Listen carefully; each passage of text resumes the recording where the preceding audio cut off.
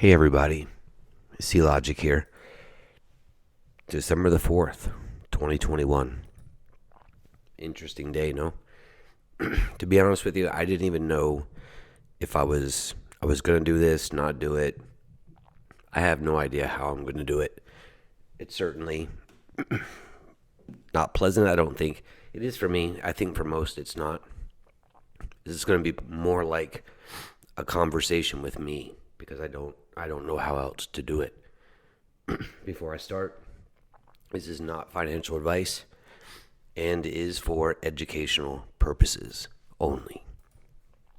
I've seen a lot in the last 3 months. A whole lot of when this, when that. Is the low end? Is the cycle low end? What's the high? When the high? And to be honest with you, there really isn't certainty to any of it. And those that pretend they do or indicate that they do with 60-day cycles, 4-year cycles, halvenings. How many cycles do we have? People now doing videos with moon cycles or lunar cycles, stock to flow models. And the thing is, no one's going to know for certain. Maybe you get some probabilities. I don't even know if I would go that far, really. Potential, sure, but anything living is potential. Markets are kind of organic and reflective of human behavior and psychology. So I don't get it, really. I don't know why such need for certainty, causality. You're never going to know. If there was a model, if there was anything that was reliable and consistent, everyone would be using it. Everyone would have the same model.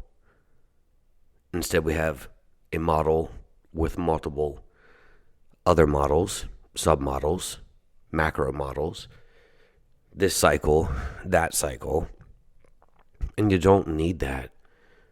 Like, what's better?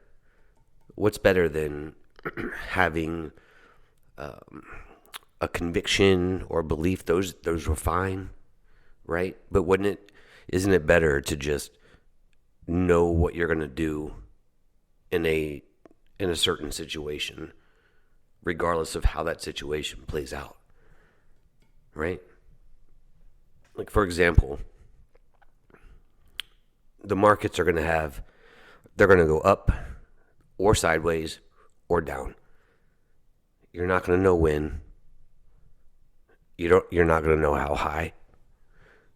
So if there's three possible outcomes here, and none of them are certain. They'll happen, that we know, but what probability is the equal chance? 33% up, 33% sideways, 33% down? No, probably not. Be unusual. But it's also kind of the options that you have, too, when faced with a threatening situation or circumstance, right? What can you do? People will say fight or flight, but that's not really true.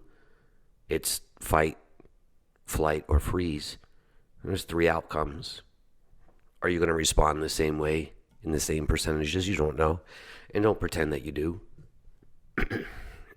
There's so many times where people will say, oh, if this happens to me, I will do X. And they don't. It's just pretend. It's an illusion, right? Like, what is certainty? If you look it up, the definition, certainty means a firm conviction that something is the case. Okay, that's fine. It doesn't make it true. You might be convinced. You might have a belief or a faith or whatever. That's certainly fine. Doesn't necessarily make it true. It just means you're convinced. And convictions are great for the individual to move their way through life or through something that they're looking at. There's also the quality of being reliably true. What is that? True is verifiable. It's observable. It's more factual, I think, but facts aren't convictions. But yet here we have it wrapped up in the same definition. We also have a fact that is definitely true, or an event that is definitely going to take place. And it's probably the very last one that we see most often, right? When is the low in? When is something going to happen? It doesn't matter. These types of things set expectations. And when you have these expectations and those expectations aren't met, then suffering occurs, right? It's kind of the Buddhist way of looking at things, although I'm not Buddhist. But it's the idea that suffering is caused by expectations or desires unmet.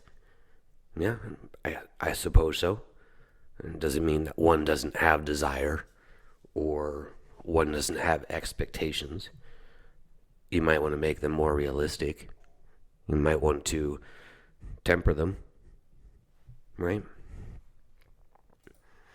There's just lots of things like that go on all the time.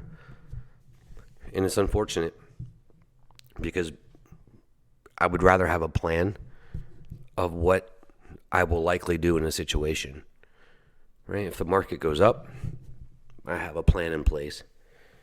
If it goes sideways, there's a plan in place. If it goes down, there's a plan in place. You already know what to do in a given situation. And you can put those plans in place before those events occur. But you know what you can't predict? Let's say something happens in the market and you lay a plan down that you're going to do something and it's 8 to 9, maybe 12 months, 2 years out, right? When those things happen, you can't predict the variables in your life along the way that might change those plans. And you can't move the goalposts. You can't just say, well, this is going to happen unless this happens. We can if-then statement all day long. There's always going to be variables in life. There's so many things that affect markets that are more than just price action, stock to flow, scarcity equals value. We can test that, right? Scarcity plus demand equals value. I agree when things are normal. But there's a lot of value in, let's just use gold, for example. I'm not a gold person. But to someone that's starving, they really don't give a shit about gold. They don't care about its scarcity or demand. They care about eating. So scarcity plus demand equals value is true if other needs are met. And today, you may not be starving. Tomorrow, maybe you are. Next year, 2 years. The main thing, avoid certainty. Avoid guessing. It's like a baseball player, right? You'll hear the announcer go, well, he guessed wrong or he guessed right. The pitcher has a variety of pitches that he can throw. And the batter's guessing. Or he can try to pick up the pitcher's movement, arm angles. He needs to know what to do in a given situation. What is guessing right? Like, that's anyone can guess right, right? It's better to have a plan. It's better to have a strategy. It's better to have things in play that when something's going on, you'll have an idea of what to do and how to react to it. And to me, that's hell of a lot better than them trying to predict. And then when they don't hit, you move the goalposts. It's not that great. Have a plan.